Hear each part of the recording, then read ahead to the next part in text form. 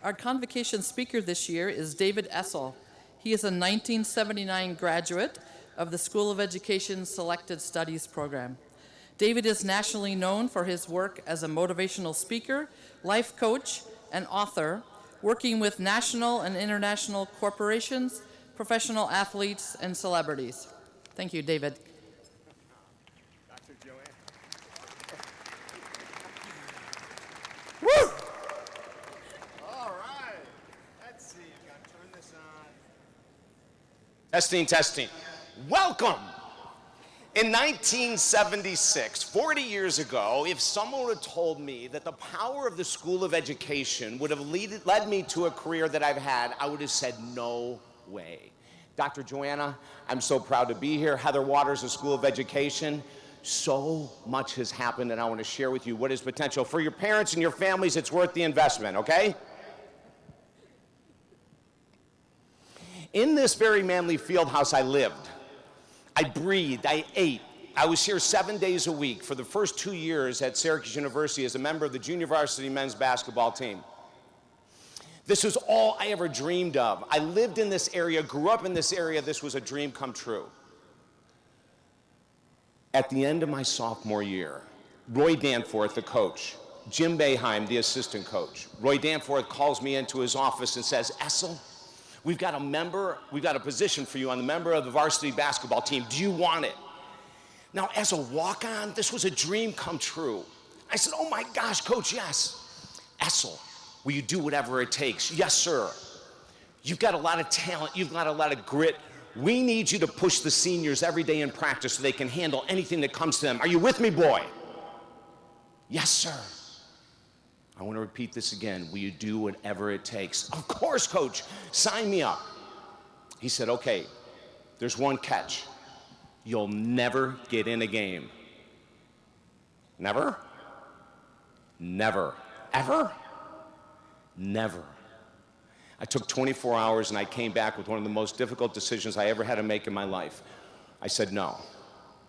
I couldn't handle the amount of time and the studies combined, and I left school. For a year and a half, I went to find myself. I came back and enrolled in the School of Education, and I had the most incredible mentor ever, Dr. Carl Chances. I have been trying to find Dr. Carl Chances for 30 years. I cannot find him to tell him the impact that he has had on my life. He was a maverick.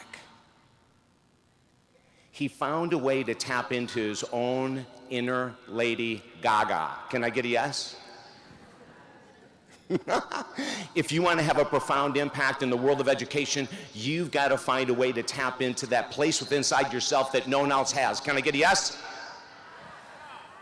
That's what's going to make you the star. That's what's going to bring you the success.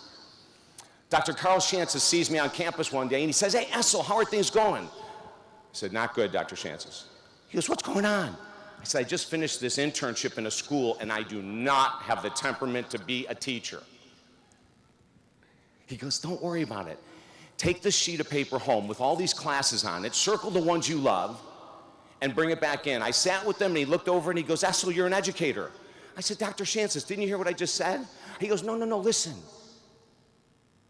Educators come in all shapes and sizes. I'm going to proposition the School of Education to get you your own degree.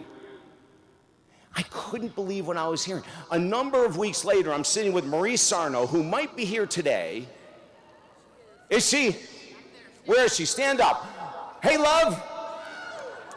Woo! Give her a hand. Woo! 40 years ago, she started working here when she was 10. Is that true? I'm sitting with Marie Sarno, signing the paperwork for my degree in health selected studies. It changed everything, and it opened the doors for me to become who I am today. The School of Education and Dr. Carl Chances saw that I was this outrageously unique individual, that you needed a unique path. My parents use a different word, but they called me unique, and I loved it. I get out of school, my grades went through the roof. I never really cared about school. My grades went through the roof, and then I'm sitting there going, what am I going to do? Several people had told me I'd be a great doctor. and I found a medical internship in Hickory, North Carolina, Glen R. Fry Hospital. Dr. Carl King interviews me for the medical internship. He says, Essel, you've got what it takes. We're gonna sign you up. I jump into the internship. Halfway through, he notices something wrong, and he calls me into the office and he goes, hey, what's going on? I said, Dr. King, I gotta tell you something.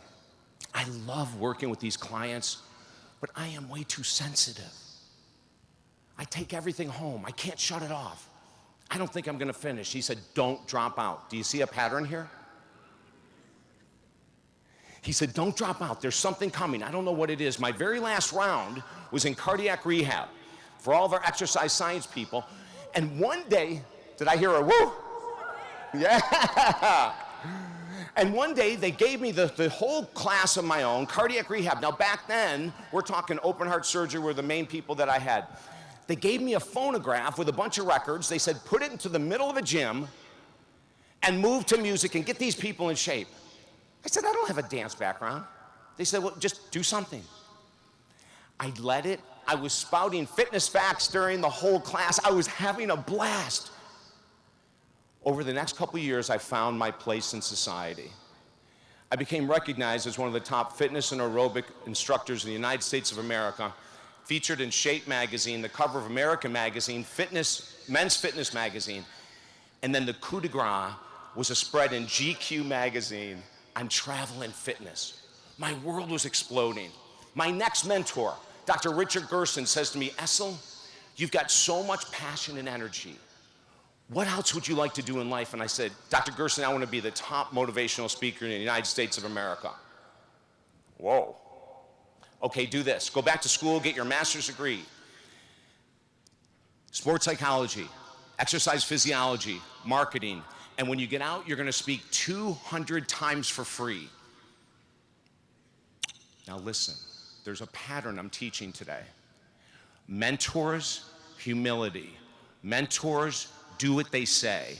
If you want to get ahead in life, you've got to find mentors and you've got to do what you say, even when it sounds nutso. He was telling me to speak 200 times for free. I did. Within a number of years, I'm traveling the world, 40 weeks a year as a motivational speaker, seeing countries I never would have seen, having the ball of my life. And then I heard burnout. The travel was intense and I wanted to do something else. I didn't know what. I'm in a facility like this. I get off the stage, this guy comes up to me and says, hey, I'm a TV producer in New York. We're looking for a fitness expert. We hear you have a master's degree. You do good with people. Come on the show. All of a sudden, a new career in education opens. I sign on with WWOR TV, Fox Good Day New York, and then Lifetime Television. In 1990, a long time ago, wasn't it? In 1990, you guys weren't even here, were you? In 1990, Lifetime Television calls me the #1 life coach in America, and a new path of education had opened up.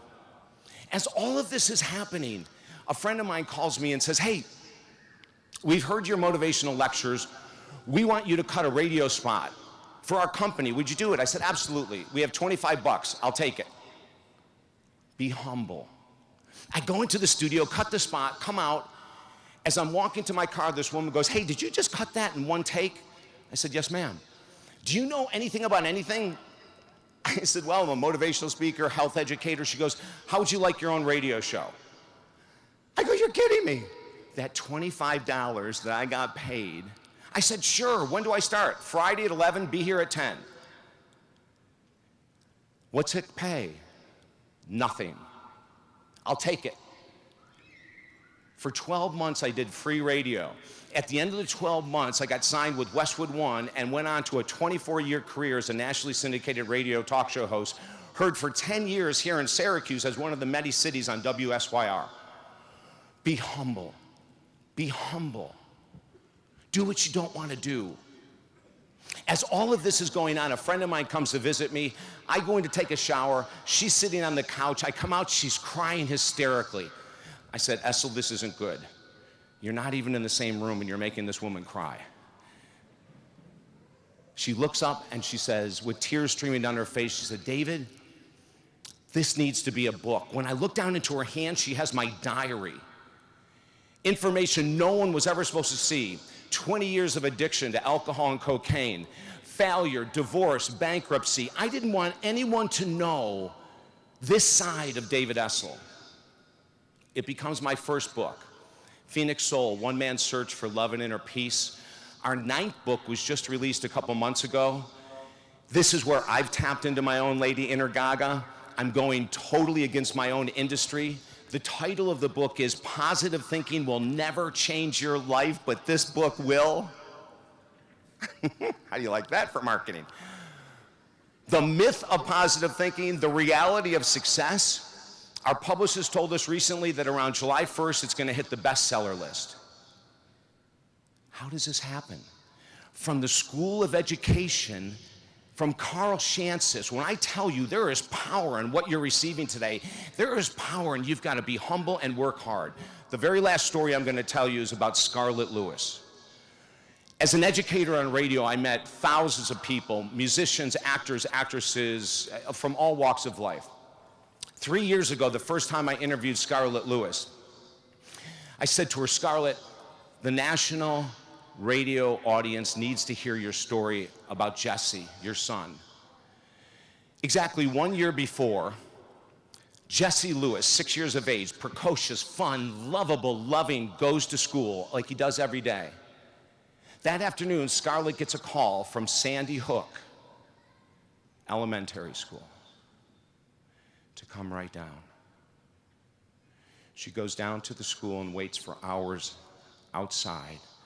And then they call her into a room and they tell her the news that every parent would dread. Your son, Jesse, was murdered with 20 other people today by Adam Lanza. I'm interviewing Scarlett on the show and I'm crying in the studio. And I said, can you ever forgive someone like that? And she said, David, you must. I said, how? She said, it's not turning the other cheek. It's not forgiving because it's the right thing to do. You have to go into your pain, your anger, your rage, your sadness, your grief, your loss every day of the week with professionals. And 12 months later, I've 75% forgiven Adam Lanza. I said, what else is your motivation now? And she said, David, Adam may have taken my son, Jesse, but he is not taking the rest of my life and my other son, JT. Scarlett Lewis is one of the most profound educators in the world of forgiveness that we have ever seen. I want you to find that spot, that place that drives you, that you love, and that's where you're supposed to be. I'm going to leave you with 4 powerful keys to living a dynamic life. Number 1, the only security you'll ever find in the world of education is by finding that space, that place that I've been asking you to think about today, and working harder than anyone else would work in that spot. Can I get a yes? Number 2, surround yourself with people who are smarter, more brilliant, more creative, more determined than you are. Now you're humble, now you're getting somewhere. Number 3, get a mentor.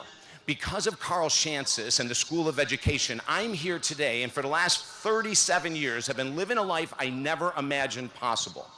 Because of my gratitude, I want to offer each of you on the phone with me at no charge. I want to offer you my time. I have the time, I want to give it. If I can help guide you to your next level of education, your career, take advantage of it.